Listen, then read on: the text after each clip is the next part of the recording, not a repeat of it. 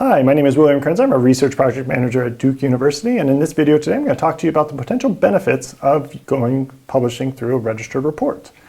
If we look at some of our learning outcomes for this video today, we're going to talk about how registered reports can address current issues in publishing, ones that we've talked about in previous videos. And then we're going to talk about the potential benefits to researchers for publishing via the registered report method. So if we start off, let's start off with the publication bias, right? So we know the publication bias is a selective publication of research studies that are based on their findings. Well, if we go through the registered report process way, we know that the decision to publish a manuscript is based on the research question and the merit of the design and not the significance of the findings. And so this is a much better way of trying to remove the bias when it comes to academic publishing. Another issue that we've talked about previously is the file drawer problem. Now, with the file drawer problem, we know that it affects researchers because the credit for doing research is misaligned with the scientific productivity that they actually do. And for science as a whole, it interferes with the ability to evaluate a claim based on all the existing data out there.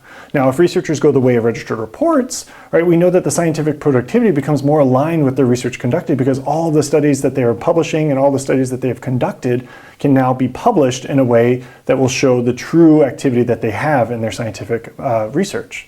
And for science, we see that this is the ability to evaluate a claim based on all the existing data out there. So not just significant results, but those that are non-significant as well would be out there as well. And we can kind of eliminate this file drawer problem. The added benefit for this as well is that we should see a more accurate CV for the researchers because the studies that they had previously conducted that came out non-significant can now be published if they went the registered report route. And so now their CVs can be more aligned with the actual productivity that they have as researchers. Now, a recent study done by Soderberg and colleagues compared registered reports to traditional papers within the scientific sciences. And what they found is that with registered reports, they were rated as more rigorous or of higher quality when compared to the traditional papers. Registered reports were not less innovative or less novel when compared to traditional papers. And most importantly, probably, is registered reports were as good or better than registered reports on all the criteria that they used for rating these comparisons. So this shows that registered reports are of good quality and of high rigor when researchers are following through them.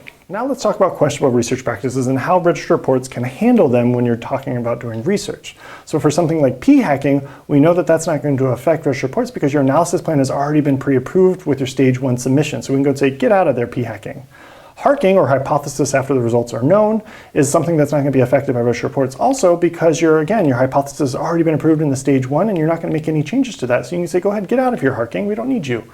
Finally, with cherry picking, where you're selecting certain citations or maybe certain results, isn't going to be a problem with registered reports, again, because your stage 1 introduction has already been approved and your analysis plan has already been selected, so there's no reason to select certain type of results or certain type of citations for your introduction, so we don't need your cherry picking. Go ahead and get out of here.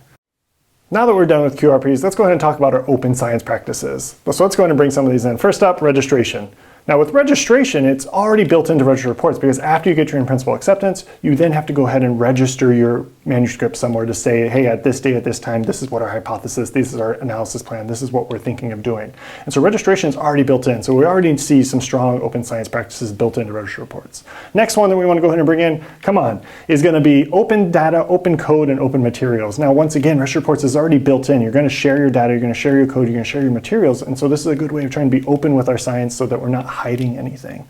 Last one that we're going to come on and bring in, is going to be our replications. Now, replications is a strong part of science, and we need to make sure that we are replicating studies, but it is hard to do in our traditional kind of way. But with registered reports, it's a good way of trying to test and verify those studies that have already been done to see if they are still valid or if there's things that we need to change. And so replications are an important part of registered reports. Now, I hope you found this video to be very informative, but let's go ahead and go through our quick summary of what we've talked about today. First, we know that registered reports have benefit for researchers by giving them a complete research history. They're going to see that their scientific productivity is actually accounted for and it's complete. We can see that there is going to be a reduce in the need to commit any of these QRPs when you go the registered report route. And we're going to see that there's going to be an increase in the use of open science practices when you go the registered report route.